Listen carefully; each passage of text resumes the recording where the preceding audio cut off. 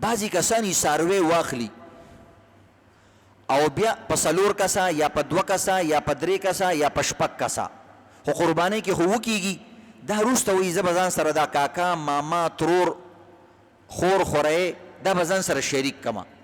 وروسته ورته ذهن راشي یو ملګری ورته سوال کوي یو حصه پکې موږ له م واچوه نو چې 6 حصو باندې اخیستی یو حصه پکې شته که 5 حصو باندې څاروی اخیستی 2 پکې شته که په 2 اخیستی 5 پکې شته نو آیا اوس نوی کس ځان سره شریکولی شي که نه شي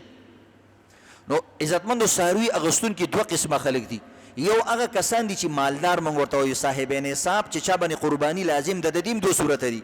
یو دی غریب چې د ځان له څاروی اخیستی دی نو د دې هم 2 صورته دي مالدار سړي که ځان له قرباني لپاره څاروی اخیستی دی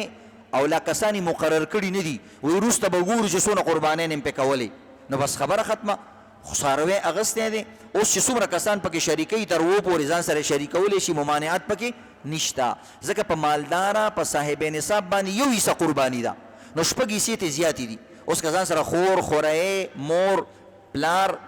نبی علیه السلام ګاونډي یار دوست دې ملکې بل ملکې یو کس سړی ځان سره شریکوي هېڅ خبره نه ده د ویلو چې زه به وروسته مقرروم خو که مالداره سړي مخکې نه ویلي چې موږ په 6 کسه ده اخیستی یا په 15 کسه م اخیستی یا په 4 نو بیا پکې یو کس 2 کسان شاملوي بیا بهتره خبره نه ده ځکه تا د زړه نه یو ځل ویستې دي چې زه به په دې څاروي کې 15 حصه حلالوم نو 15 حصه باندې چې مثلا په 1.5 لک باندې څاروی شوی نو 15 حصې څومره جوړېږي 30,000 30,000 روپۍ جوړېږي مثلا نو چې 30,000 جوړېږي گویا کې تا 30,000 روپۍ 10,000 روپۍ د زړه نه ویستې دي اوس که ته دا په 20 باندې تقسیمې نو بیا 1 حصه په 20,000 جوړېږي د 20,000 نه لږ شان زیاته 21,000 نو د دې وجې نه شریعت درته وایي دا مخکې چې د 10,000 روپۍ د زړه نه ویستې دي دغه صحیح دي اوس مه راکمیږه خو که بالفرض مالداره پکې ځان سره څوک شریک کو نو گنجایش یې شته خو بهتر نه دی او غریب سړی هم 2 قسمه دی غریب به یا دا مخکې نه ویلي وي چې ځان سره به څوک شریکوم یا به نه شریکوم که ویلي چې شریکوم نو ډېره ښه ده هغه هم پکې 6 کسان څومره چې شریکوي پورې ځان سره شریکان کولی شي هېڅ خبره نه ده ځکه غریب باندې خو یو حصه هم نشته دی که نه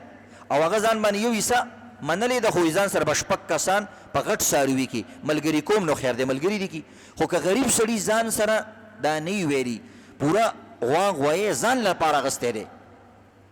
او دا یې نه ویلي چې ځان سره څوک شریکوم زموږ عالمان وایي اوس به غریب ورته ځان ټینګوي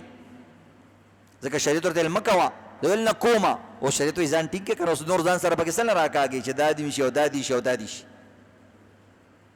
نو بهرحال د غریب او د مالدار مسله کې لږ شان فرق دی یو دا مسله شو عزت